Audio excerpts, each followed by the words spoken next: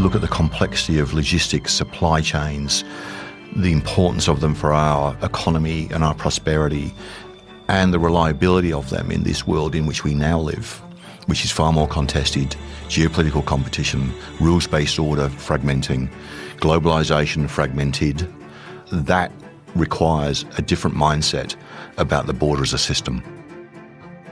You're listening to the National Security Podcast, the show that brings you expert analysis, insights and opinion on the national security challenges facing Australia and the Indo-Pacific, produced by the ANU National Security College. Welcome to the National Security Podcast.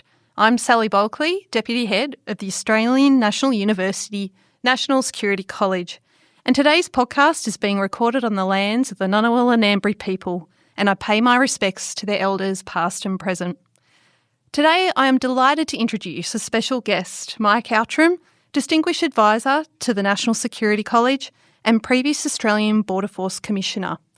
Today's podcast will explore Mike's recently published paper titled Beyond the Checkpoint, Managing Australia's Border as a Strategic Economic and National Security Asset. This is available on the National Security College website. In this paper, Mike examines that Australia must reconceptualise its borders as a strategic asset and modernise its governance, systems and partnerships to manage risk, enhance resilience and embrace the unrealised economic benefit that come from our enhanced border management. Mike, welcome to the National Security Podcast. Thank you, Sally. It's such a pleasure to be here, and thank you to the College for your support over these last few months writing the paper. You're welcome, Mike. And I think in the recent media attention of late, we've been really pleased to be able to launch this paper for you and see the importance of border security. Absolutely, and maybe I should have called it Beyond the Headlines rather than Beyond the Checkpoints. I don't disagree. For our listeners out there, borders can be quite an ambiguous term. It would be great if you could paint a picture for everyone on what is meant by borders and how it's applied in your paper. It's a really good question, and it goes to the heart of the paper and the title of the paper. For most people, understandably, a border is a smart gate where you put your passport in, or it's the Border Force officer sitting at the kiosk, or it might be your customs declaration. And that's understandable. That's your lived experience with the border. Behind that is an incredible system. It's geographic, obviously. We've got 33,000 kilometres of coastline. And, of course, the border, though, is a system that connects us to the world. And that's really important. It allows us to travel, it allows us to trade, and, of course, movement of goods and finance and those sorts of things. But it's also a system that transmits risk into our economy and our community. So it's incredibly important for our prosperity and our security. And, of course, Mike, Australia is a maritime nation, and similar to the UK, and I think looking at your extensive career, more than 4 decades in the UK in Australian law enforcement, including as Commissioner to the Australian Border Force, what first made you realise that Australia's borders required a fundamental rethink? An interesting inflection point for me.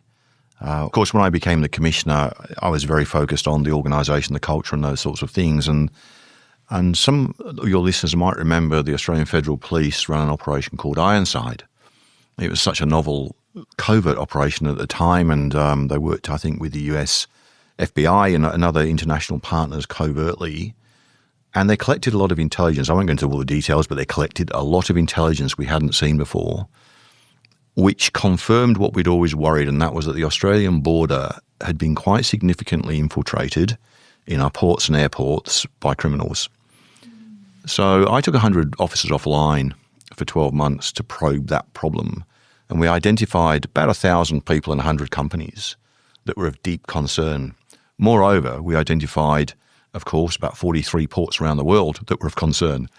So we took the problem to the World Customs Organisation. Long story short, we did a joint operation not only with 43 other countries, but also with industry, some of the big shipping lines who gave us access to data, visibility, in other words, of their supply chains we hadn't seen before.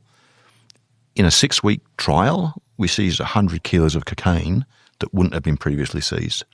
So that, to me, was a light bulb moment, that we cannot just continue to target risk in a very narrow, siloed way, the way that we were, either within Australia, across government, with industry, or internationally.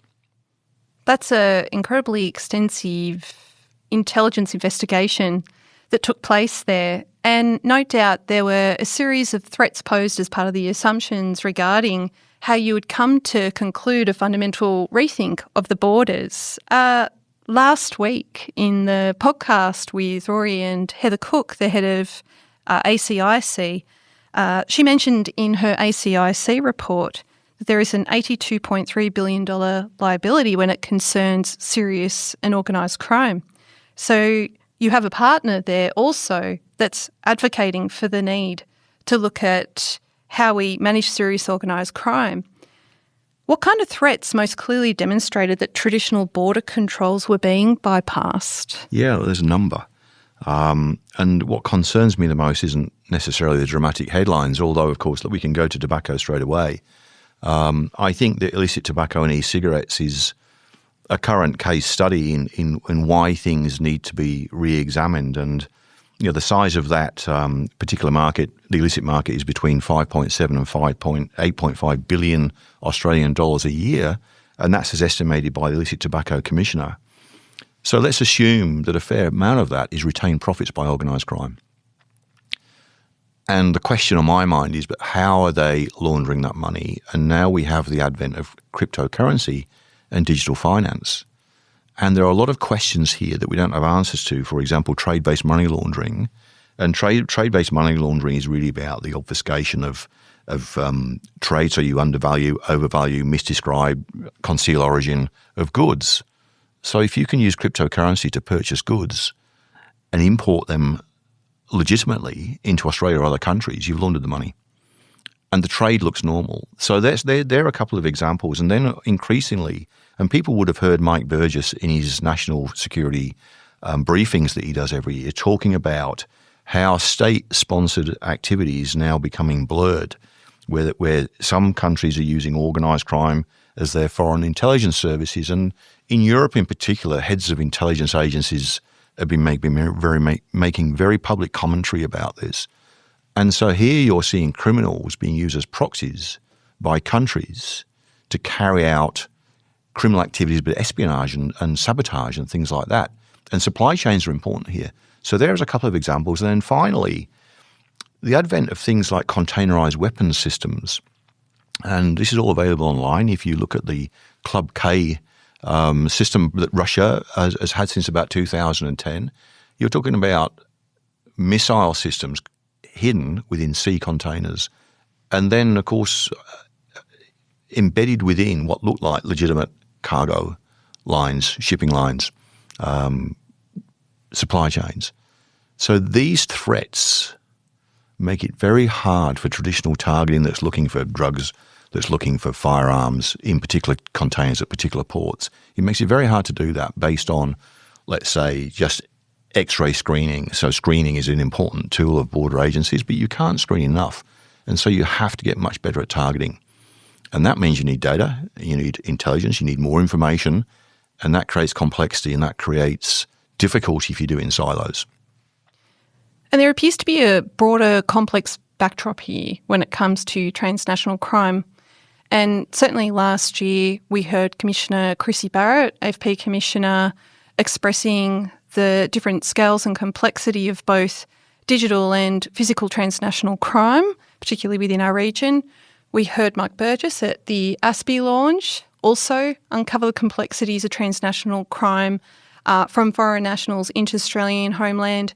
And Heather Cook, during her inaugural ACIC address here at the National Security College, demonstrating how the convergence of the digital environment and the physical security side of our borders is highly vulnerable to these very sophisticated networks. Have these networks always been around, or are they new? And how would we forecast how we manage these networks in the future when it concerns borders? I think they've always been around.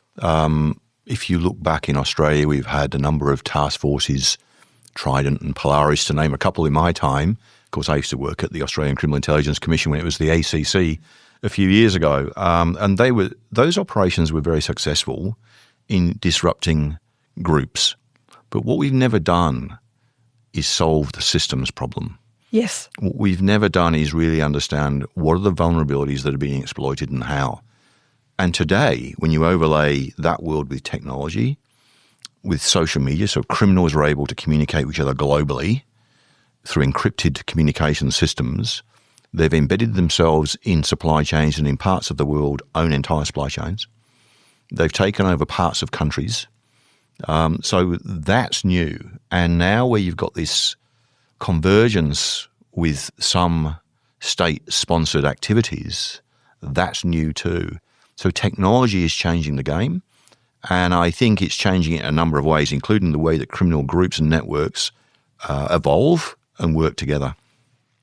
So, Mike, we've worked through the threat picture of borders at the moment, and that tends to take the national security angle.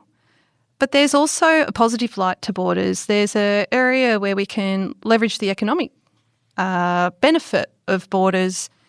And you make a strong case within the paper that borders are now instruments of economic statecraft. But there's also wonderful opportunities here through a data-driven environment to really leverage and enhance the benefits of what the borders provide to us. When did Australia begin to feel the shift most acutely with economic statecraft, but when did you start to realise that there were economic benefits at play? It's quite a recent realisation for me. When I made my press club speech, it was my parting speech at the press club when I was the Border Force Commissioner. I signalled some of my concerns in that speech back in October 2024. And at that time, that was before the re-election of President Trump. But it was based on what we were seeing through the pandemic, where Australia, we were subject to economic coercion. You might remember barley, yes, wine, lobster, or coal. We were subject to, our connectivity with the world being weaponised to put political pressure on Australia to conform to, other countries' wills. And now, when you look at the world today, that's times by 10. Geopolitical competition is the norm. People would have heard Carney's comments at Davos a couple of weeks ago about how he sees supply chains being weaponised now. So the interconnectivity of the world that benefited us so much because of globalisation and the rules-based order and trade and free trade and those things can now be a vulnerability for us. So visibility becomes really crucial in our supply chains. That builds resilience, and borders can give us that visibility. So it also helps us then work out, where we can change if we need to in terms of our supply chains and trade and those sorts of things.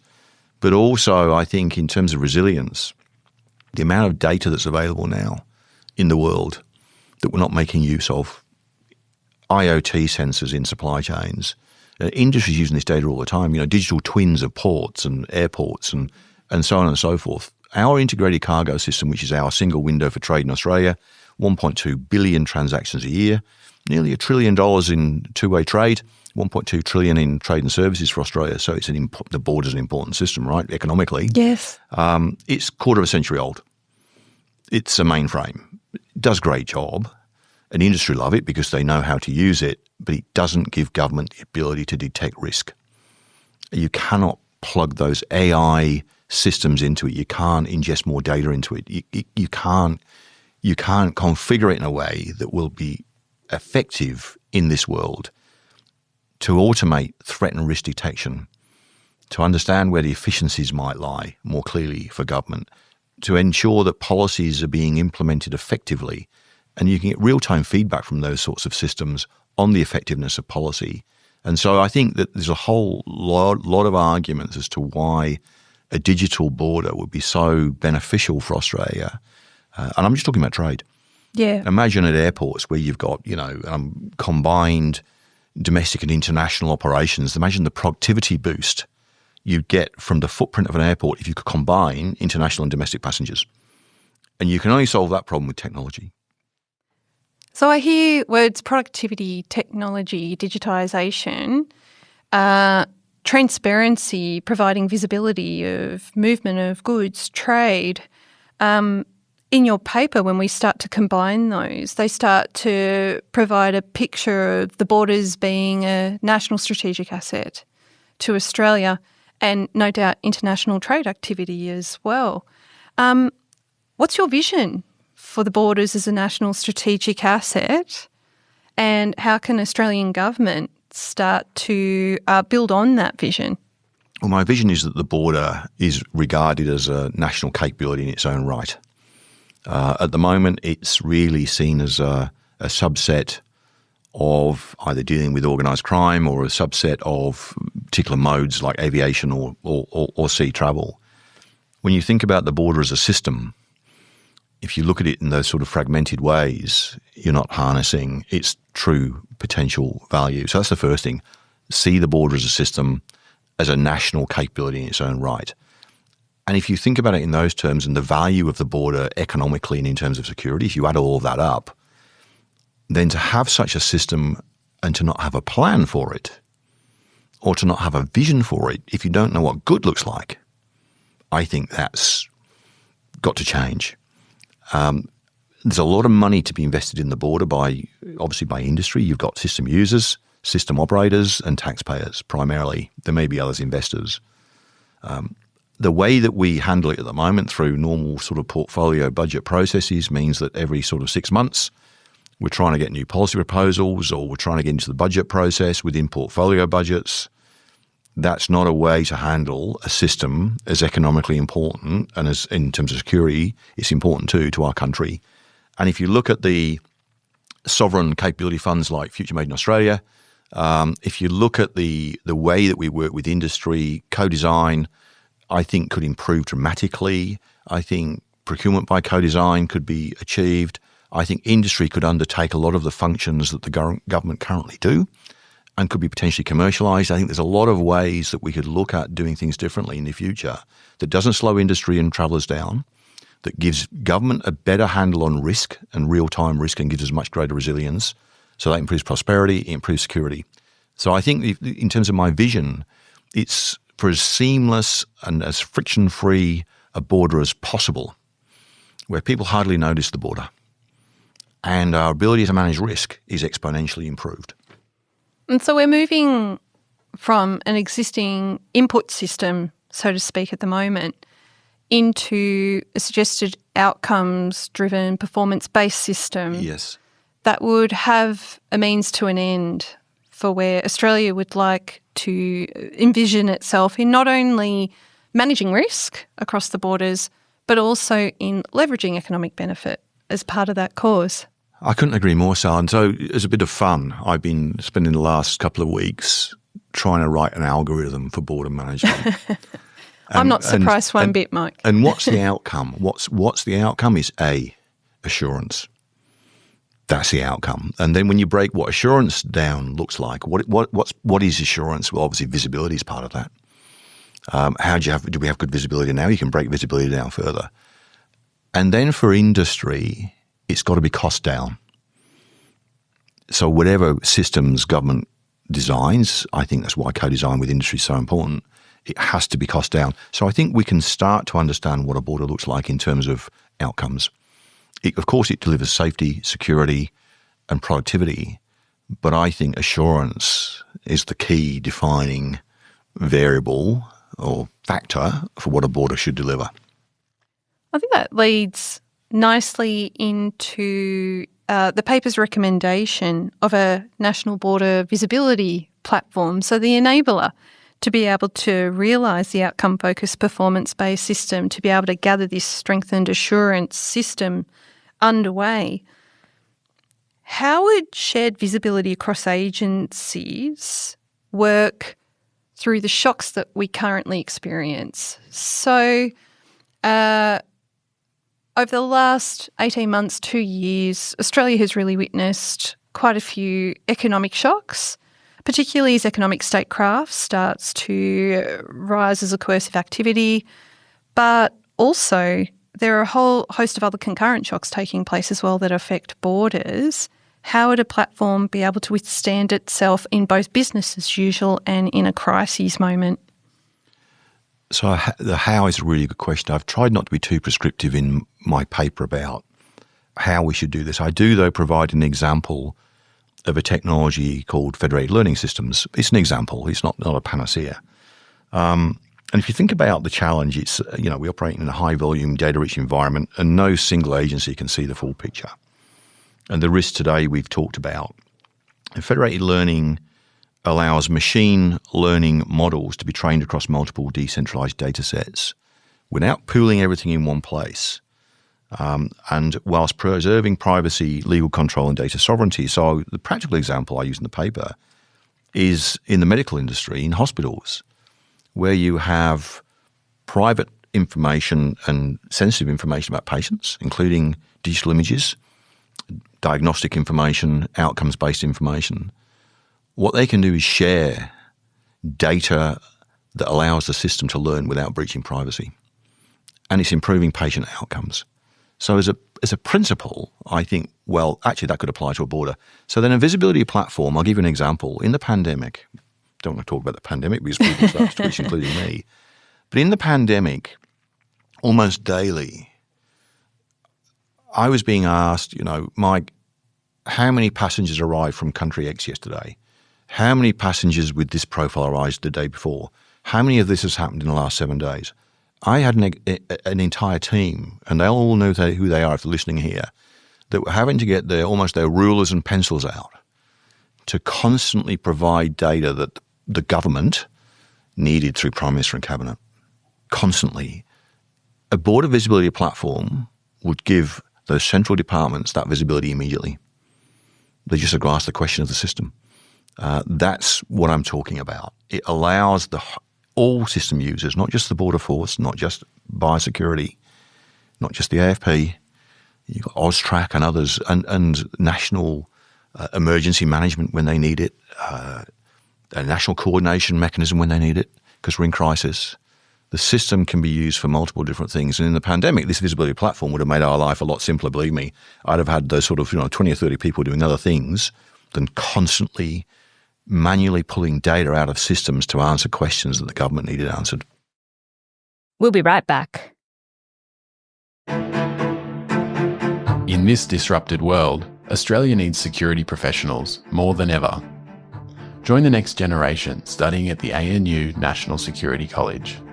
Our programs uniquely fuse academic knowledge with practitioner experience and fit around your lifestyle with study offered online and on campus. Follow the link in the show notes for more information about programs and scholarships. The ANU National Security College. Engaging minds for a secure Australia. And Mike, what you're describing there as part of the recommendation for the platform, it's quite a sophisticated network in comparison to what currently exists. And it would pose the introduction of AI and advanced analytics. Yeah. How would we work through the social license dimensions of that? AI can have the effect of mistrust across the community. It can data privacy as well, and people wondering how their data is being used. How do we introduce AI and advanced analytics at the border without undermining public trust? It's a really important question, and when I was having the paper peer reviewed, this is one of the areas that one of my reviewers asked me to focus on because they felt I hadn't sufficiently attended to it in the earlier drafts. And I agreed immediately that, building legitimacy before expanding capability, particularly when you're talking about AI and people being concerned about surveillance and what these systems are doing behind the scenes and transparency. And I had to look at what research has been done around social license, particularly around border systems, and there's not much. We do a lot around social cohesion and those sorts of things, but not so much about the border. And I feel that it's one of the recommendations in the paper that we need to do some work in that regard to understand what is the appetite of the public for a system that the benefit is, of course, seamless travel or trade. There are significant benefits, but you can't have that and not have a conversation about the automation and use of data behind the scenes. So let's take, for example, if you want to allow, passengers, international and domestic, to depart and arrive in the same airport, in the same terminal, there's only one real way of achieving that and managing security, and that's through biometric anchoring. Yeah. And that's the reality. And so we have to have that conversation with the community to not only gauge what the social licence is, but to build social licence and to have the conversation. And so that program of public research to assess the community perceptions and trust thresholds is a recommendation in the paper. Thanks, Mike. And if I can take us to the steps on ensuring preparedness over borders management at the moment, National Security College at the moment has quite an extensive preparedness and resilience agenda underway, looking to build resilient communities that can prepare themselves for international and domestic shocks. And of course, regular national border resilience exercises to some degree already happen, with an introduction to more visibility platforms, with an introduction to the enhancements that you have recommended in your paper. What would be your vision for what those exercises look like and how they can build on the assurances that you've been talking about as part of this podcast? Yeah, it's an important area because I don't think we've done this particularly well in the border domain, and I was the Border Force Commissioner, so I've got to accept some responsibility for that. I'll go back to COVID-19 again. I don't want to keep on using that as an example, but it's a good one. Before the pandemic, an exercise was conducted. The subject of the exercise was a cruise ship coming into Sydney during a pandemic. Pretty spot on in terms of the subject matter. Goes back to my earlier point, though, about what people think the border is, because the Border Force and Home Affairs weren't invited to that desktop exercise.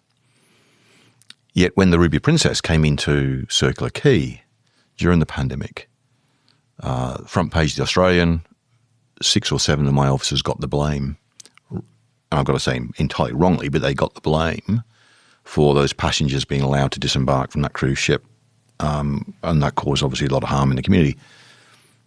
And that was obviously wrong. But subsequently that sort of fragmentation was called out by the Commission of Inquiry in New South Wales. And so I talk about that. Now, when you go back to the threats I just described, whether it's we see submersibles, people would have read about submarines around the world being used by criminals to smuggle drugs, drone-type technology underwater.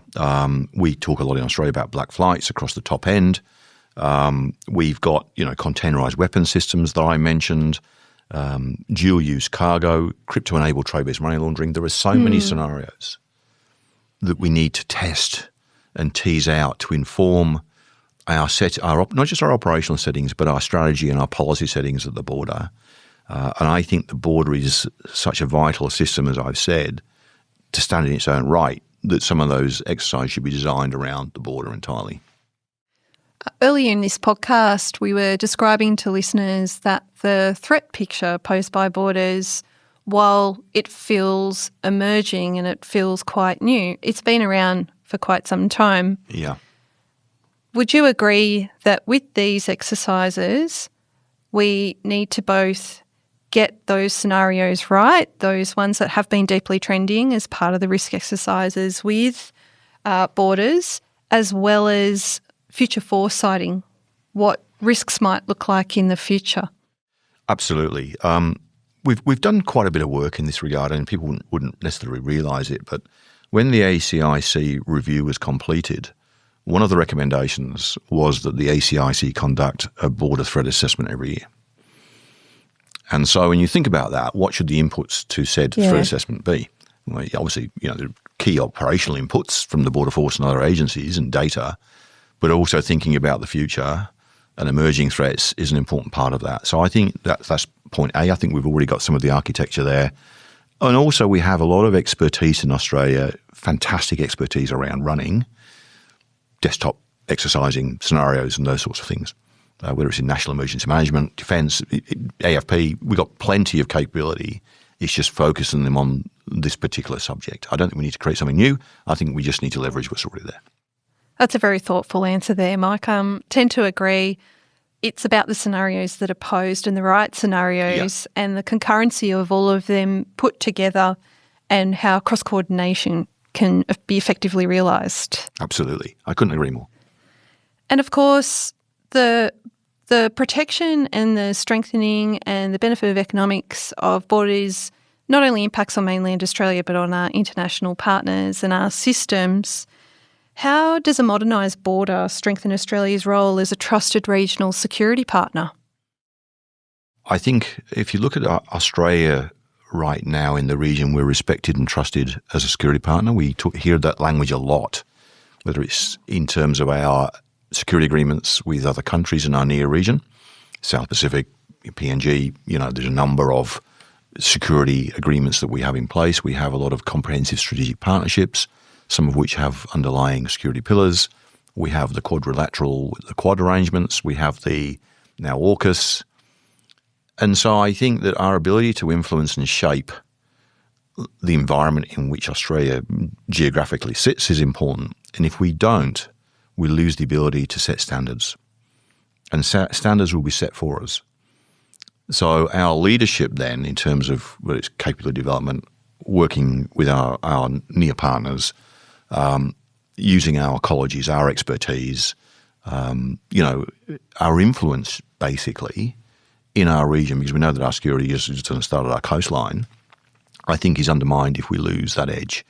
And, Australia is regarded as being a thought leader in border management. Believe me, I can tell you that because I was, and I'm sure that Gavin Reynolds would say the same thing. And that's great that we're regarded as that. But when you look at the systems that we've got in place now, they're not world leading, far from it. We're sort of falling behind. When the integrated cargo system was introduced in about 2004-05, it was a world first almost as a single window system. We're still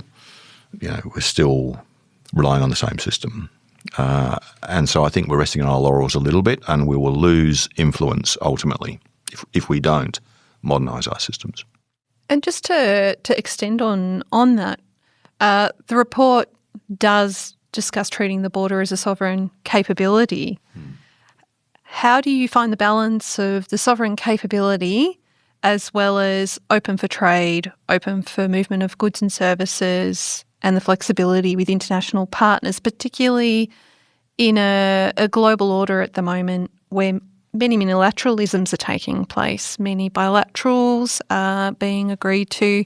How do we bring sovereign capability and our ability to conduct trade flexibly together to balance on borders? It's the role, I think, that industry play. I think that we have to shift the relationship between government and industry in a number of ways. And I've 18 months now since I left public service. I'm advising a number of mainly technology companies, but not just technology companies. And I've learned a lot. But also being on the other side, if you want to call it that, you see the difficulties that industry and commerce face. And I think that co-design around the border is crucial. I used to say this in the Border Force, we've got to move away from the idea that we bolt on our regulatory apparatus to what industry is doing. We have to be using the same data. So a really simple example, new and emerging airports. It wasn't until very recently, I beg your pardon, we were insisting that they install 2 CCTV systems, one for the government and one for the industry. It's data. They're generating data, and that's not unsolvable for humankind to make sure that, that the Border Force can get what they need and AFP can get what they need and industry get what they need out of the same system. So co-designing those systems becomes important. The way we screen containers, I see an argument for allowing industry to X-ray containers at the container terminal on behalf of the government. You could regulate that. You could exponentially increase the number of containers you X-ray by doing that. Different regulatory system, and you'd have to make it cost down for industry. Worth looking at, I would say. So I think there are ways we can work with industry. Industry not the enemy here. At the end of the day, all of our super funds and our economy and everything relies on industry doing well. We don't want to slow industry down. And I believe wholeheartedly that if we work closely with industry, that we can manage risk better and we can get more prosperity for our country and we get better outcomes for all system users. I think that's doable with the right technologies, provided we get in on the ground early in co-design. So we might have to think about, I know in defence they've used procurement by co-design and principles like that. And I'd like to see us thinking more constructively in that regard, I think. I think there's a whole ecosystem at play there in terms of the co-design, whether it's the users, receivers, regulators, whether it's those that leverage the borders already through economic benefit, those being state and territory governments as well. So really appreciate the idea of a co-design arrangement. It makes it user-friendly and gives it utility.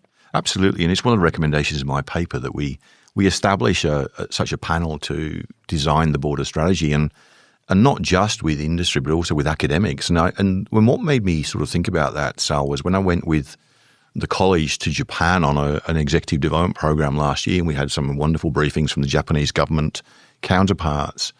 In terms of national security, they'd established an advisory panel to the National Security Advisor that was comprised exactly of that. Industry, because they're trying to retool their industrial base for a lot of national security reasons. Academia, because they had a lot of insights to offer, and some brilliant people who had some really amazing ideas. And then, of course, government. So I that's what really started making me think about, there is a role here, a significant role, I think, not just for industry, but also academia. Mike, we're running out of time, unfortunately. There is so much more to unpack in this paper over due course. But I do want to finish with a closing question on your vision.